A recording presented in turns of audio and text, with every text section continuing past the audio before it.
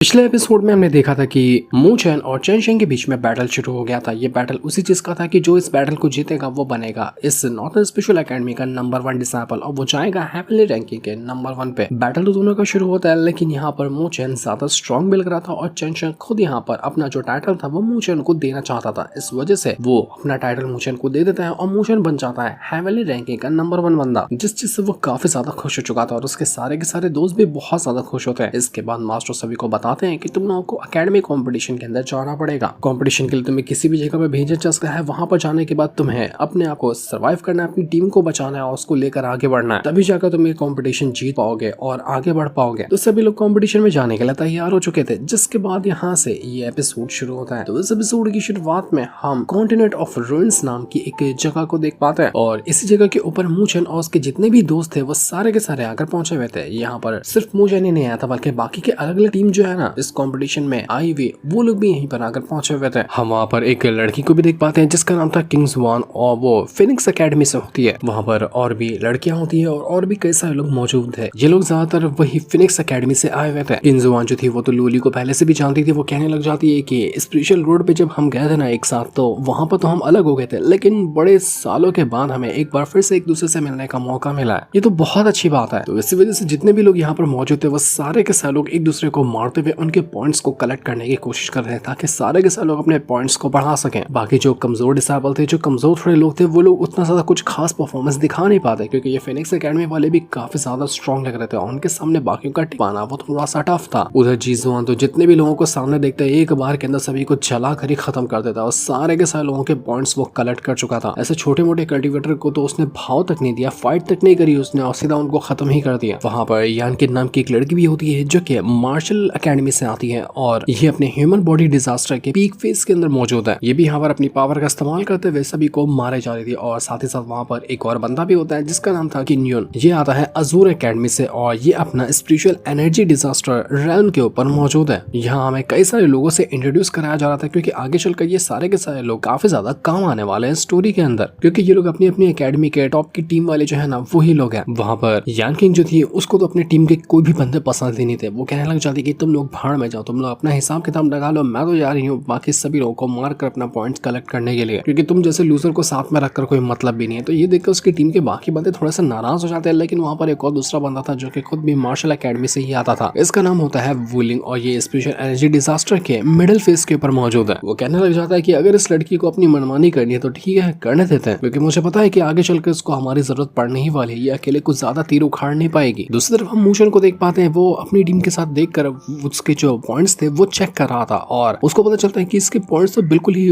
वाहियात है, मतलब इतने कम है कि शायद वो एलिमिनेट हो जाएगा। जब ये कंपटीशन शुरू हुआ तो सबसे कम पॉइंट मू चैन और उसकी टीम को ही मिले। कट ऑफ थी 50-50 के नीचे जो जाएगा पॉइंट्स में वो एलिमिनेट हो ही जाएगा और कुछ ही देर के अंदर यहाँ पर चेकिंग भी होने वाली है। मतलब हर कुछ घंटों बाद चेकिंग होती है कि किसके पॉइंट 50 से कम हुए। जिसके 50 से कम हुए रहेंगे उस टाइम पे चेकिंग के दौरान तो उसको उसी टाइम एलिमिनेट कर दिया जाएगा। तो मोशन कहता है कि यार ये तो दिक्कत हो गई, कुछ ही टाइम के अंदर चेकिंग होने वाली है और हमारे पॉइंट्स तो अभी कट ऑफ के बराबर भी नहीं है, तो हमें उसको पहले बराबर करना पड़ेगा। इसलिए वो थोड़ा सा प्लान बनाने लग जाता है। फेंगियान से कहता है कि देखो कुछ तो कुछ हमें जुगाड़ करना पड़ेगा, मैं तुम्हें एक छोटा सा टास्क देता हूँ, तुम उसको पूरा करो और वो टास्क तुम कर सकते हो अच्छे से। वो उसको कान में सारे टास्क बता देता है। तो ये सुनकर फेंगियान कहता है कि अरे अरे मोशन ये तुम क्या दे रहे हो मुझे तुम मारना चाहते हो क्या? इतना खतरनाक टास्क तुम मुझे दे रहे हो, मुझे लगता है कि मुझसे ये नहीं हो पाएगा। पर मोशन कहता है कि यार तो पहले क्यों घबरा रहा है, मैं कह रहा हूँ ना तुझसे तो कि आराम से इस चीज को हैंडल कर लेगा, तो बस हिम्मत कर और करता जाए इस काम को। तो अब डर के मारे फेंगियान उसकी बात तो मान लेता है और जहाँ पर सबसे ज्यादा लोग लड़ाई कर रहे थे ना उसके बीच में आकर खड़ा हो जाता है और कहने लग जाता है कि बताओ मुझे यहाँ पर कि किस टीम के पास सबसे ज्यादा पॉइंट है। कोई आसपास भी है 500 पॉइंट के। तो ये सुनकर सारे लोग हैरान रह जाते हैं और कहना चाहते हैं कि अबे ये क्या बात कर रहा है, ज्यादा पॉइंट ये हमें यहाँ तक चेक करके करेगा क्या ये हमारा पॉइंट छीनने के लिए आया हुआ है क्या? तो सारे के सारे लोगों का ध्यान ना अब फेंगियान की तरफ ही बढ़ चुका था। वो कहता है कि पकड़ इसको, पकड़, छोड़ना नहीं, ये हमारा पॉइंट छीनने के लिए आया हुआ था। तो सारे के सारे लोग फेंगियान के पीछे पड़ जाते हैं। उनको लग रहा था कि शायद इसी फेंगियान के पास ही 500 पॉइंट होंगे, इसलिए वो ऐसी बातें कर रहा है। तो जैसे ही वो फेंगियान का पीछा कर रहे थे वो सारे के सारे लोग एक अलग ही जगह पर आकर पहुंच जाते हैं जहाँ पर बाकी की टीम भी मौजूद थी। और यहाँ पर आने के बाद उनको पता चलता है कि उस फेंगियान ने हमें बेवकूफ बनाया, हम सभी को यहाँ पर लाकर इकट्ठा कर दिया और हम तो ऐसी जगह पर फंस चुके हैं कि यहाँ से बाहर निकलना भी हमारे लिए बहुत ज्यादा मुश्किल होगा। उनको समझ नहीं आ रहा था कि अब हम करे तो करे क्या एक दूसरे को मारकर उनके पॉइंट्स छीन लें। लेकिन दूसरे मूशन देखकर सारी की सारी बातें काफी ज्यादा खुश हो रहा था क्योंकि उसका यही प्लान था कि सारे के सारे लोगों को ना जहाँ पर मूशन ने सोचा था उस जगह पर लाना। और जब ये लोग फेंगियान का पीछा कर रहे थे तो पीछा करते हुए वो उसी जगह पर आकर पहुंच चुके थे जहाँ पर मोशन उनको लाना चाहता था। तो मोशन कहता है कि चलो बहुत बढ़िया बात है कि मेरा प्लान सफल रहा, अब यहाँ पर इनके जितने भी पॉइंट्स होंगे ना आराम से मैं उनको छीन लूंगा।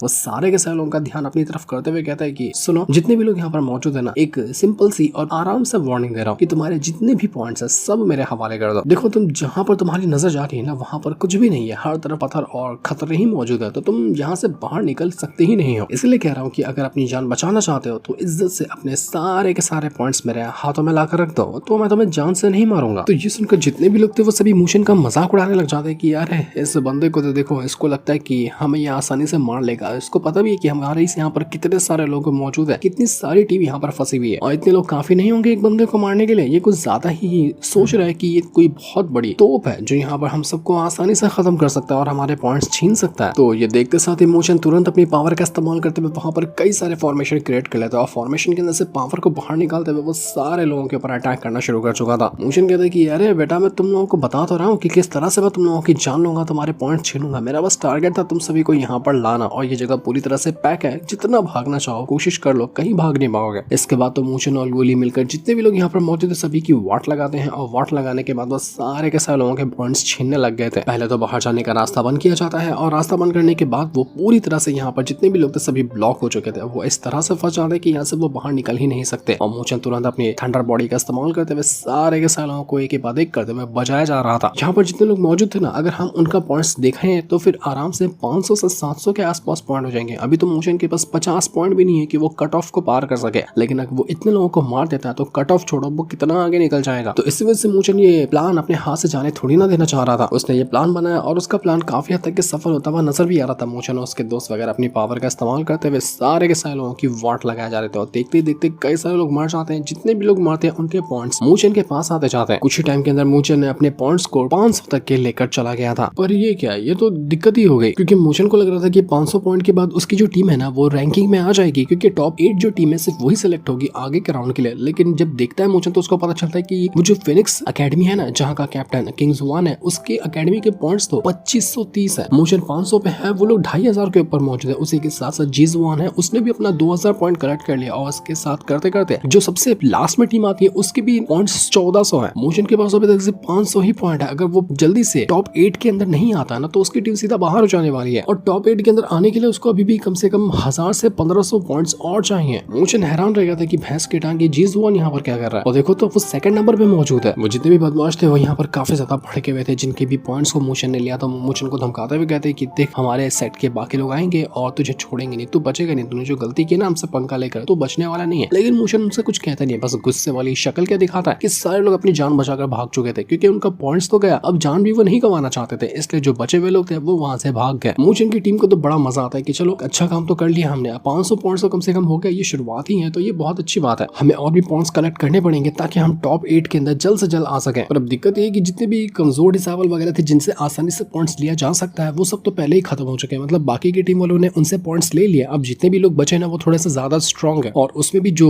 टीम के बाकी सारे के सारे बंदे बहुत ज्यादा स्ट्रॉन्ग होना वही टीम आगे जा रही है। जैसे कि फिनिक्स एकेडमी के सारे बंदे काफी स्ट्रॉन्ग है तो वो लोग आगे बढ़ चुके हैं। जीजवान की टीम के भी सभी बंदे काफी खतरनाक है तो वो लोग सेकंड नंबर पे हैं। जिस टीम में थोड़ा सा कमजोर बंदे हैं उनका आगे बढ़ना काफी ज्यादा मुश्किल लग रहा था। इसलिए मोशन कहते हैं कि मुझे नहीं लगता कि जिस तरह से अभी हम यहाँ पर अपनी कल्टीवेशन पे मौजूद है ना, हमारे लिए आसान होगा उतने सारे पॉइंट्स को कलेक्ट करना। तो हमारा पहला टारगेट ये होना चाहिए कि पहले हमें खुद को स्ट्रॉन्ग बनाना है, पहले थोड़ी सी पावर इकट्ठा करो, उसके बाद जाकर फाइट करो दूसरी टीम के साथ, वरना ऐसा तो हम यहाँ पर टॉप 8 के अंदर बिल्कुल भी नहीं आने वाले हैं। वो सपना छोड़ दो क्योंकि हम बहुत पीछे हैं टॉप 8 वाली टीम से। चेंशिंग ने जो कहा था मुझे उसकी बात अब यहाँ पर समझ में आ रही है क्योंकि मैं यहाँ पर ज्यादा स्ट्रॉन्ग हूँ उस चीज से मैटर नहीं करता। अभी भी जितने लोग यहाँ पर मौजूद थे सभी को मारकर मैंने उनसे पॉइंट्स कलेक्ट किए, लेकिन अगर हमारी पूरी टीम ही एक जैसी स्ट्रॉन्ग रहेगी, एक साथ टीम की तरह काम करेगी ना, तो सिर्फ अकेले मुझ पर बर्डन नहीं आएगा। जितना मैंने पॉइंट्स कलेक्ट किए उतना ही तुम लोग भी कलेक्ट कर सकते हो और जब एक टीम के पॉइंट कलेक्ट होंगे ना तो हम आराम से टॉप 8 के अंदर आराम से आ जाएंगे। इसलिए हमें एक बंदे के जैसा नहीं बल्कि एक टीम के जैसा सोचना पड़ेगा और सबको एक साथ स्ट्रॉन्ग बनाते हुए एक साथ एक दूसरे का साथ देना पड़ेगा। तो बाकी की टीम वाले भी कहना चाहते कि इमोशन तुम तो बिल्कुल हमारे कैप्टन की तरह ही बात कर रहे हो, तुम बिल्कुल जम रहे हो कैप्टन में। एक कैप्टन को इसी तरह से होना चाहिए जिस तरह की तुम थिंकिंग रख रहे हो। इस वजह से मूचेन काफी ज्यादा खुश हो जाता है और वो सारे के सारे लोगों को लेकर आगे बढ़ना शुरू कर चुका था, क्योंकि अभी जिस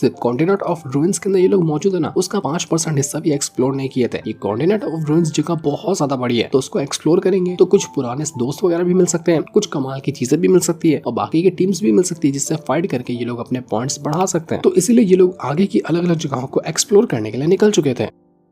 आगे बढ़ते हुए उनको उस ल्यूमिंग के बारे में पता चलता है। वही बंदा जो कि कुछ टाइम पहले एक लड़की थी ना जो मूचेन का साथ देने के लिए आई थी, लेकिन उसका जो बॉयफ्रेंड था वो उससे नाराज हुआ करता था। वही लड़की, शायद मैं उसका नाम भूल गया, हाँ याद आया, उसका नाम यूरान था। तो उसी का बॉयफ्रेंड ल्यूमिंग यहाँ पर टॉप 16 वाले टीम के अंदर शामिल था, लेकिन अचानक से उसके पॉइंट्स कम हो गए, जिसका मतलब ये है कि वो किसी मुसीबत में पड़ गया होगा या फिर उसके ऊपर कुछ बहुत ही बड़ा खतरा आ गया। तो इसके बाद हम सच में यहाँ पर ल्यूमिंग को देख पाते हैं। वो ना अजूर ड्रैगन जो टीम है उसके बीच में जाकर फंस चुका था और उन लोगों ने उसकी टीम को पूरी तरह से घेर लिया होता है। अजूर एकेडमी जो थी उसका कैप्टन होता है बी हाई नाम का एक बंदा। तो मूचेन की बाकी टीम सोच रही थी कि क्या हमें ल्यूमिंग की मदद करने के लिए जाना चाहिए, अगर हम उसको बचा लेते हैं तो हो सकता है कि वो हमारी आगे किसी मुसीबत में हेल्प कर सकता है और हम दोनों टीम एक साथ शामिल हो जाएंगे, क्योंकि बाकी की टीम भी एक दूसरे के साथ इकट्ठा होकर मिलकर एक बड़ी टीम बना रही है ताकि वो आगे आने वाले खतरों का मुकाबला कर सके और एक दूसरे की टीम का साथ दे सके। लेकिन लूली बताती कि वो जो अजूर एकेडमी का बी हाई है ना, वो बहुत ज्यादा खतरनाक बंदा है। अगर वो किसी को अपने घेरे में लिया है तो उसके घेरे से बच पाना काफी ज्यादा मुश्किल भरा होगा। ल्यूमिंग का बी हाई के सामने बच पाना ये बहुत ज्यादा मुश्किल होगा, क्योंकि वो बहुत ज्यादा खतरनाक है। स्पेशल रोड में मैं उससे मिली थी और उसने मुझे काफी हद तक के परेशान किया था। तो हम ऐसे तो ल्यूमिंग को बी हाई के चुंगल से नहीं बचा पाएंगे। लेकिन मूचेन को कोई फर्क नहीं पड़ता, वो सीधा चला जाता है ल्यूमिंग के सामने और यहाँ पर आकर वो अजूर एकेडमी जो थी उसके सामने आकर खड़ा हो चुका था। तो जैसे बी हाई मूचेन को देखता है वो कहना चाहता है कि अच्छा अच्छा अच्छा, मुझे समझ में आ गया कि तू कौन है। तो वही है ना जिसको स्पेशल रोड से बाहर निकाल कर फेंक दिया गया था। तेरी कल्टीवेशन छीनी गई थी और तुझे बिल्कुल यूजलेस बनाकर वापस से बाहर फेंक दिया गया था और तू अब यहाँ पर वापस क्या कर रहा है। मुझे तो लगा कि तू अपना कल्टीवेशन ही छोड़ देगा, कुछ भी यहाँ पर वापस नहीं करेगा, लेकिन तू तो फिर से घुसा है इस कंपटीशन के अंदर। अब चला जाए यहाँ से, तेरे बस की नहीं है ये कंपटीशन करना। ल्यूमिंग जो था वो देखकर थोड़ा सा खुश हो जाता है कि अरे वाह, ये तो बहुत अच्छी बात है कि मूचेन मुझे बचाने के लिए आया है। तो उसके अंदर भी थोड़ी सी हिम्मत आती है और वो अजूर एकेडमी वालों को कहना चाहते हैं कि देखो निकल जाओ यहाँ से, मेरे बाकी की टीम वाले आ चुके हैं जो मेरा साथ देने के लिए हैं और अब यहाँ पर अगर तुम अपने पॉइंट्स नहीं खोना चाहते हो तो बेहतर होगा कि यहाँ से कल्टी मारो, वरना तुम बचोगे नहीं। तो ये देखकर अजूर एकेडमी कहने लग जाते हैं इन लोग की अरे भाड़ में जाओ तुम लोग। तुमको क्या लगता है कि ये मूचेन बचकाना अगर तुम्हें बचा लेगा? अबे 2 हाथ का है नहीं वो, और उसके दम पर तू यहाँ पर इतना एटीट्यूड दिखा रहा है हमको। तब तक वहाँ पर लूली भी आ जाती है और बी हाई से कहने लग जाती है कि बी हाई,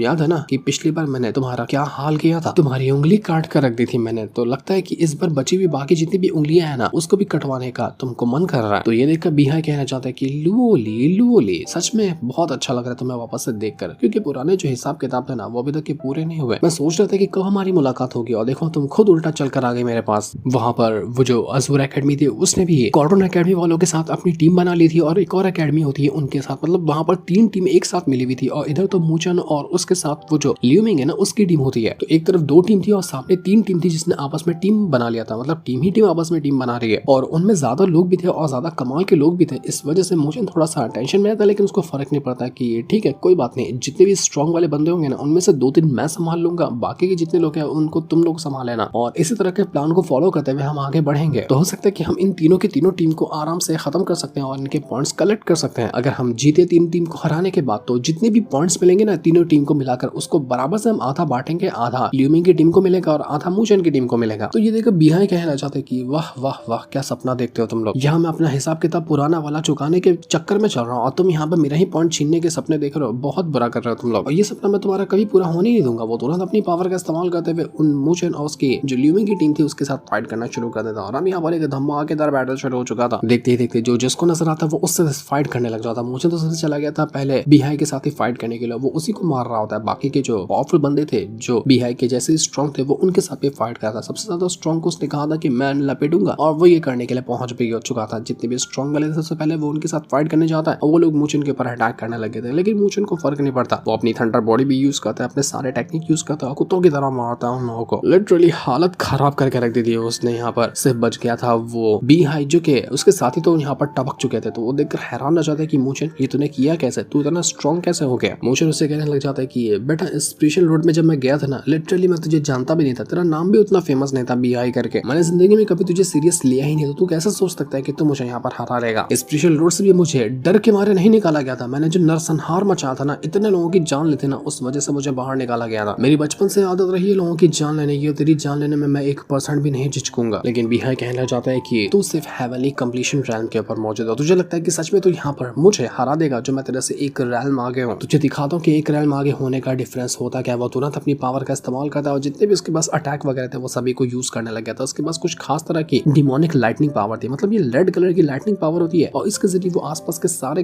जो औरत है उनको गैदर करना शुरू कर चुका था और उसके जरिए वो एक बहुत ही ब्रूटल अटैक बना लेता है जिस अटैक का नाम था हेवनली सी स्वॉर्ड आर्ट। और उसके जरिए वो सीधा मोशन के ऊपर अटैक करने वाला था। उसकी स्वॉर्ड लिटरली में इतनी बड़ी हो जाती है कि उसका हिसाब भी नहीं था।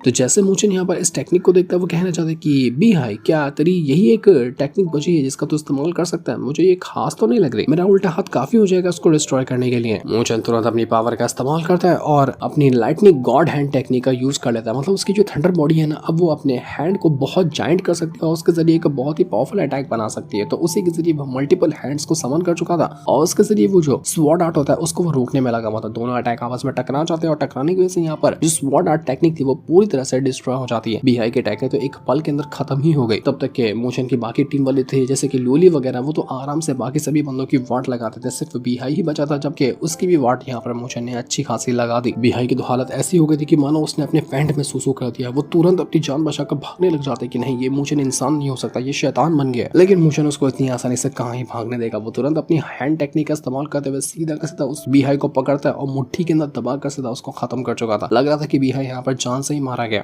बस बिहाई को मारने की देरी थी। बाकी जितने भी लोग यहाँ पर जिंदा बचे थे ना, तुरंत वो अपना पॉइंट निकालते हैं, मोशन को देते हुए कहते हैं कि भाई ये मेरा पॉइंट ले, तुम हमारी जान बख्श दे, हमारा पॉइंट ले ले, तो क्योंकि तू इंसान नहीं है, तो कोई जल्लाद है, जल्लाद, तो उससे हम फाइट करने के बारे में सोच भी नहीं सकते। सारे लोगों का पॉइंट मोशन को यहाँ पर मिल चुका था। लियू मिंग जो था जितने पॉइंट्स को लिया था उनको लेकर वो वहां से भागने की कोशिश करता है कि मैं तो मोशन को अपने पॉइंट नहीं देने वाला, क्योंकि मुझे पता है कि मोशन यहाँ पर मुझे पॉइंट्स तो नहीं देगा बल्कि मेरे पॉइंट्स भी छीन लेगा। लेकिन जैसे वो भाग रहा था मोशन उससे कहता है कि अरे अरे तू कहाँ भाग रहा है, पहले तू रुक जा, यहाँ पर अपने पॉइंट्स तो दे दीजिए, क्योंकि मैंने देखा कि तूने मेरी कोई मदद नहीं की इस फाइट के दौरान, तो मुझे तेरी जरूरत भी नहीं है, इसलिए फटाफट से अपने सारे पॉइंट निकाल कर दे दे मुझे। मोशन उसके सारे पॉइंट ले लेता है और लियू मिंग यहाँ पर कुछ कर भी नहीं पाता क्योंकि उसको पता था कि वो मोशन का मुकाबला कर ही नहीं सकता। वो मोशन से कहना चाहता है कि जब भी मैं तुझसे मिलता हूँ ना मेरे साथ कुछ बुरा ही होता है, मुझे लगा तू मेरी मदद करने के लिए आया, मुझे क्या पता था कि तू मेरा भी पॉइंट छीन लेगा। वो तो मैंने अपना पॉइंट तुझे इसलिए दे दिया क्योंकि तूने मेरी यहाँ पर जान बचाई, वरना अज़ूर एकेडमी वाले मुझे मार दिया होता है, वरना मैं तुझे अपना पॉइंट बिल्कुल भी नहीं देता। तो मोशन उसको देखकर कहना चाहता है कि तू मुझे थोड़ा सा काम का बंदा तो लगता है, लेकिन तू मेरा ढंग से काम नहीं किया। अगर मेरा ढंग से काम किया होता, अच्छे से लोगों के साथ फाइट किया होता और मेरा साथ दिया होता तो मैं तुझे पॉइंट देता। लियू मिंग कहने लग जाता है कि जब से मैं तुझसे मिलता हूँ ना मेरे साथ गड़बड़ ही होती, यहाँ पर भी गड़बड़ हुई और स्पेशल रोड के ऊपर भी मेरे साथ गड़बड़ हुई ही थी। तो मोशन हैरान हो जाता है कि स्पेशल रोड तू मुझसे कब मिला था? स्पेशल रोड के अंदर तू गया भी था क्या कभी स्पेशल रोड के अंदर? तो लियू मिंग बताता है कि हाँ मैं गया था ना स्पेशल रोड के अंदर, और तूने जो भी यहाँ पर टेक्निक यूज किया तेरे अंदर से इतना भयंकर ऑरा बाहर निकल रहा था, ये वही हो रहा था ना जो तूने यूज किया था स्पेशल रोड के अंदर इतने लोगों को मारने के लिए, और उसी वजह से तुझे बाहर निकाल कर फेंक दिया गया था। मैं उस टाइम इस ऑरा को देखा था जब मैं स्पेशल रोड पे था। तो मोशन कहता है कि वो सब छोड़, तो मुझे ये पता है कि जब लूली को कई सारे लोगों ने स्पेशल रोड के अंदर घेर लिया था तो क्या तो उन लोगों में शामिल था जो लोग लूली को नुकसान पहुंचाने की कोशिश कर रहे थे? तो लियू मिंग कहता है कि अबे लूली को मैं उस टाइम जानता भी नहीं था, मैं तो तुझे भी नहीं जानता था, बस मुझे पता चला कि तूने इतनी खतरनाक टेक्निक का इस्तेमाल किया जिस वजह से इतने लोगों की जान ले लिया और तुझे बाहर निकाल कर फेंक दिया गया, तब मैं तुझे जानने लग गया था। तो ये सुनकर मोशन कहता है कि चल ठीक है, अगर तू यहाँ पर लूली को परेशान करने में शामिल हुआ होता ना तो मैं तुझे यहीं पर गाड़ दिया होता। वैसे चल ठीक है, अच्छी बात है कि तू हमारा दुश्मन नहीं है, इसलिए तुझे एक अच्छा ऑफर देता हूँ कि हमारे साथ शामिल हो जाए। भले तो तूने इस बार तो कुछ काम नहीं किया हमारे लिए, लेकिन अगली बार अगर अच्छा काम करता है तो मैं तुझे पॉइंट्स दूंगा, तेरे पॉइंट्स छीनूंगा नहीं, लेकिन अगली बार धोखा देगा तो फिर देख लेना तेरा अंजाम क्या करूंगा फिर मैं। लियू मिंग के पास दूसरा कोई ऑप्शन भी नहीं था, तो वो कहता है कि ठीक है मैं तुम्हारे साथ शामिल होने के लिए तैयार हूँ। उस बेचारे के पास दूसरा कोई ऑप्शन भी नहीं था कि वो अपने आप को थोड़ी ना बचा सकता है। मोशन और उसकी टीम ये कहने लग जाती कि ये जो लियू मिंग है ना बंदा काम का तो है, ये आगे चलकर कुछ ना कुछ हमारे फायदे में आएगा ही। अगर ये हमारा अच्छे से साथ देने के लिए तैयार हो जाए ना तो आगे आने वाले खतरों से हम मुकाबला कर सकते हैं। हम इसके ऊपर थोड़ा सा पॉइंट्स दे देंगे जितना ये मदद करेगा हमारी उसके हिसाब से, लेकिन भरोसा तो हमें इसके ऊपर बिल्कुल भी नहीं करना क्योंकि क्या पता कब हमें धोखा दे दे, हम थोड़ी ना जानते हैं इसके बारे में। मोशन अपने दोस्तों को अंदर ही अंदर बताते हुए ये कहना चाहता है कि देखो हम तो यहाँ पर पूरी तरह से तैयारी करके रखेंगे, ये कभी भी गलती से भी अगर ये लियू मिंग हमें धोखा देने के बारे में सोचता है ना तो मैं उसका पैर काटूंगा, तुम उसका हाथ काटना, तुम उसका वो काटना, इधर उधर से हम उसको काट कर खत्म कर देने वाले। और भी जो भी पहले हमारे साथ ये दिखाने की कोशिश करेगा कि वो हमारे साथ है, बाद में चलकर धोखा देगा ना, हम उसका हाल बहुत बुरा करने वाले हैं। ये लोग जानबूझकर ना लियू मिंग को सुनाते हुए बात कर रहे थे ताकि उसके अंदर डर बैठ जाए कि वो आगे चलकर गलती से भी मोशन की टीम को धोखा देने के बारे में सोचे ना। तो ल्यूमिंग वहां पर आता है और उसके पास जितने भी थोड़े बहुत बचे कुछ पॉइंट थे वो सब देते हुए कहते हैं कि ले मोशन, इसको अपने पास रख और तुझे यहाँ पर घबराने की जरूरत नहीं है, मैं कभी तुझे धोखा नहीं दूंगा क्योंकि मेरे पास कोई वजह ही नहीं तुझे धोखा देने की। जहां तुझे धोखा दूंगा तो वैसे मुझे मार देगा, इतना तो तू बातें कर करके डरा ही चुका है मुझे। तो मोशन कहता है कि वाह बहुत अच्छी बात है, इतनी जल्दी तू समझ गया। चल अब ये बता कि इस आसपास के इलाके में और कौन सी जगह हो सकती है जहाँ पर ज्यादा टीम मौजूद होगी, जहाँ पर अच्छी चीजें हो सकती है, जहाँ से हम कल्टीवेशन भी बढ़ा सकते हैं, पॉइंट्स भी कलेक्ट कर सकते हैं, क्योंकि अभी हमारे पास जो मेरी टीम है उसको टोटल 1300 पॉइंट्स हो चुके हैं। तो ल्यूमिंग कहना चाहता है कि हाँ ठीक है, मुझे जो पता होगा मैं तुम लोगों को जरूर बताऊंगा। दूसरी तरफ हम शियायान को देख पाते हैं, वो अपना घर के अंदर बैठा हुआ था और उसके साथ उसके मास्टर भी होते हैं। शियायान अपने मास्टर से कहना चाहता है कि मास्टर आप ये किस तरह की पिल को रिफाइन कर रहे हैं, आखिर आपको आइडिया कहाँ से आया है इस पिल को रिफाइन करने का। तो मास्टर कहना चाहते हैं कि अरे मेरे पास यार कुछ करने को है ही नहीं, तो मैं सोचा कि टाइम पास कर लूं पिल वगैरह रिफाइन करके। वैसे तुम बताओ कि तुम तो एक फ्लेम मेंबर हो, कुछ तुम ढूंढने के लिए यहाँ पर आए हो क्या, या फिर तुम्हारे दिमाग में कुछ चल रहा है। तो शियायान कहता है कि अरे नहीं मेरे दिमाग में कहाँ कुछ चल रहा है। शियायान कहता है कि कुछ दिन पहले ना मेरी जूनर से बात हुई, उसकी जो गुक्लान की ब्लड लाइन है ना वो काफी ज्यादा स्ट्रॉन्ग रिएक्ट कर रही है। जो बैटल थ्रू द हेवन देखते हैं उनको तो जूनर के बारे में और उसके गुक्लान के बारे में काफी कुछ जानकारी होगी। शियायान बताने लग जाते हैं कि इससे पहले ना जूनर ने इस तरह की फीलिंग को कभी महसूस नहीं किया था। मैंने जब चेक करने की कोशिश की, थोड़ा सा पता लगाया, तो मुझे भी इस तरह की फीलिंग आ रही है। ये फीलिंग मुझे कहीं और से आ रही थी। तुम्हें पता है वो फीलिंग कहाँ से आ रही थी? वो आ रही थी मुझे बुद्धा क्लान के अंदर से। मुझे ऐसा लगता है कि जूनर की जो गु क्लान की पावर है ओरिजिन की वो और बुद्धा क्लान की जो पावर है ना ओरिजिन वाली, वो दोनों काफी हद तक के सिमिलर है। हो सकता है कि दोनों जो क्लान की पावर है, दोनों की जो ब्लड लाइन है ना, जैसे कि गु क्लान की ब्लड लाइन और बुद्धा क्लान की ब्लड लाइन, दोनों का ओरिजिन होगा वो सेम ही होगा। तो शियायान भी कहता है कि हाँ फोटो जुआन जो है वो भी तो इसी तरह की बात कर रहा था कि दोनों की ओरिजिन बिल्कुल सेम है। तो ये सुनकर शियायान का जो मास्टर था वो कहना चाहता है कि मैं तो बस इस चीज के लिए इंतजार कर रहा हूँ कि तुम दोनों एक दूसरे के साथ भिड़ ना जाओ, क्योंकि फोटो जुआन से तो तुम काफी ज्यादा नफरत करते हो और मैं नहीं चाहता कि असर नहीं देखने को मिले। तो जिसमें शियायान अपने मास्टर से कहना चाहता है कि मास्टर आपको क्या लगता है कि अगर मैं फोटो जुआन से फाइट करने गया तो क्या उसको मैं हरा नहीं सकता? अरे फाइट करने का मौका तो मिले, मैं उसके लिए अभी भी तैयार हूँ। तो उसके मास्टर कहते हैं कि हाँ मुझे पता है कि तुम उसको आसानी से हरा दोगे, इसलिए तो मैंने कहा कि ये फाइट ना ही हो तो बेहतर है, क्योंकि उस बेचारे की तो वाट लग जाएगी। दोनों इसी तरह की बातें करते हुए थोड़ा सा टाइम पास कर रहे थे। लगता है कि फोटो जुआन जो कि मोशन की माँ का सबसे बड़ा दुश्मन है, वो और फ्लेम एम्पर शियायान दोनों के बीच में बिल्कुल भी नहीं बनती है। और इसका मतलब कि अगर कभी भी कुछ भी वो फोटो जुआन मोशन को या उसकी माँ को कुछ भी करने के बारे में सोचता भी है ना, तो लगता है कि शियायान बीच में आएगा और अगर वो आया तो लाजवाब सीन होगा। क्या कमाल का वो सीन होने वाला है। मैं तो चाह रहा हूँ कि जल्दी से जल्दी फोटो जुआन कुछ कांड करे और शियायान का हमें एकदम गुस्से भरा रूप देखने को मिले, लेकिन वो कब होगा वो तो अभी हमें नहीं दिखाया जाता जिस सीन को दिखाते हैं। साथ ही ये वाला एपिसोड यहीं पर एंड हो जाता है। Thanks for watching.